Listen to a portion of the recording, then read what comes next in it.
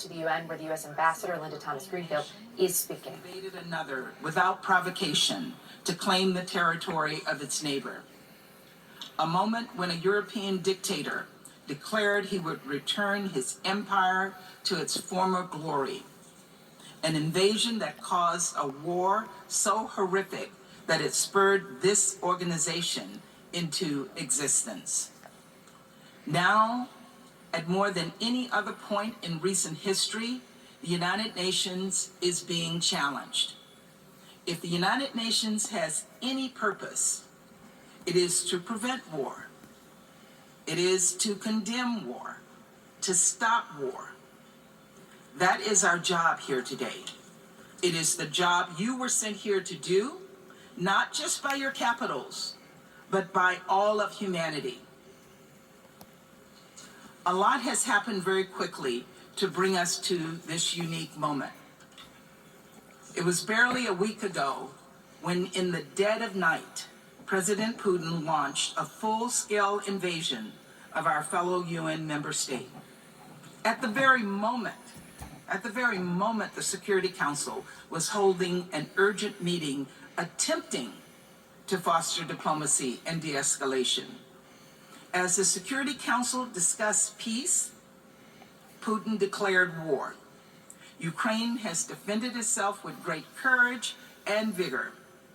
As President Biden said in his State of the Union address last night, President Putin, and I quote, met a wall of strength he never imagined.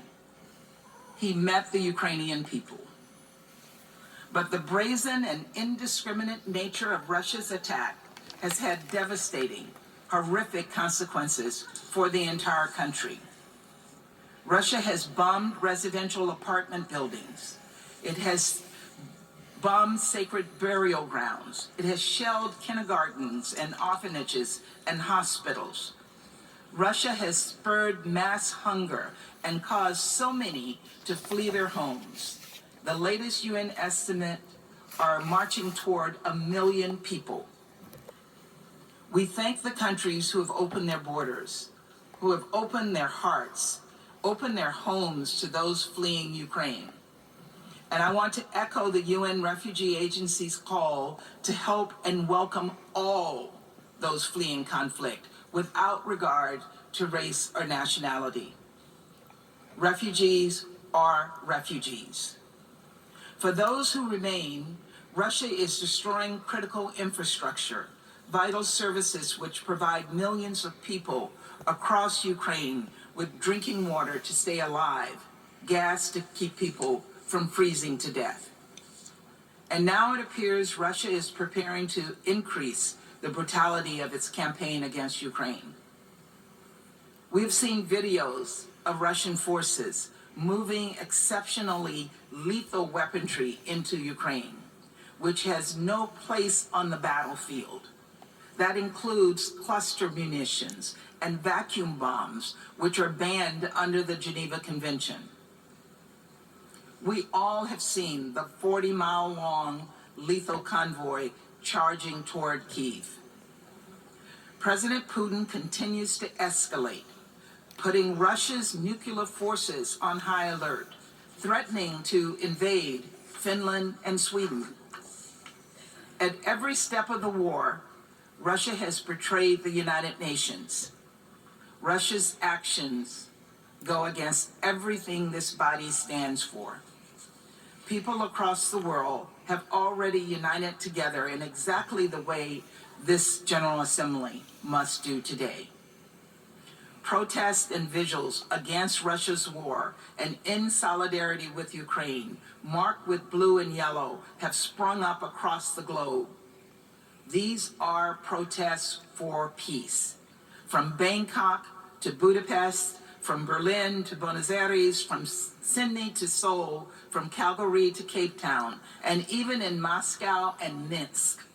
People everywhere are standing up to call for President Putin to stop this attack. The Russian people are themselves asking how many lives Putin will sacrifice for his cynical ambitions. And they are appalled at the answer. To the Russian protesters, I say thank you. Thank you for your bravery. To the Russian soldiers sent to the front lines of an unjust, unnecessary war, I say your leaders are lying to you. Do not commit war crimes. Do everything you can to put down your weapons and leave Ukraine. The truth is that this war was one man's choice and one man alone, President Putin. It was his choice to force hundreds of thousands of people to stuff their lives into backpacks and flee the country, to send newborn babies into makeshift bomb shelters, to make children with cancer huddle in hospital basements, interrupting their treatment, essentially sentencing them to death. Those were President Putin's choices. Now it's time for us to make ours. The United States is choosing to stand with the Ukrainian people. We're choosing, in coordination with our allies and partners, to impose severe consequences on Russia. We're choosing to hold Russia accountable for its actions, and we will soon turn to vote on a resolution that does just that. We believe this is a simple vote. Vote yes if you believe UN member states, including your own, have a right to sovereignty and territorial integrity.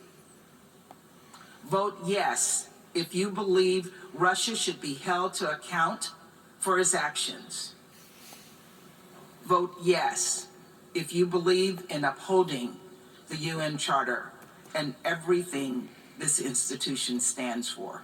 Thank you very much. I thank the distinguished representative of the United States. Hello, everyone. I'm Kate Baldwin. What we've been listening to right there is the U.S. Ambassador to the United Nations, Linda Thomas-Greenfield, speaking in very strong, stark, and direct terms about what the United States is seeing play out in Ukraine as Russia continues its assault on the Ukrainian people.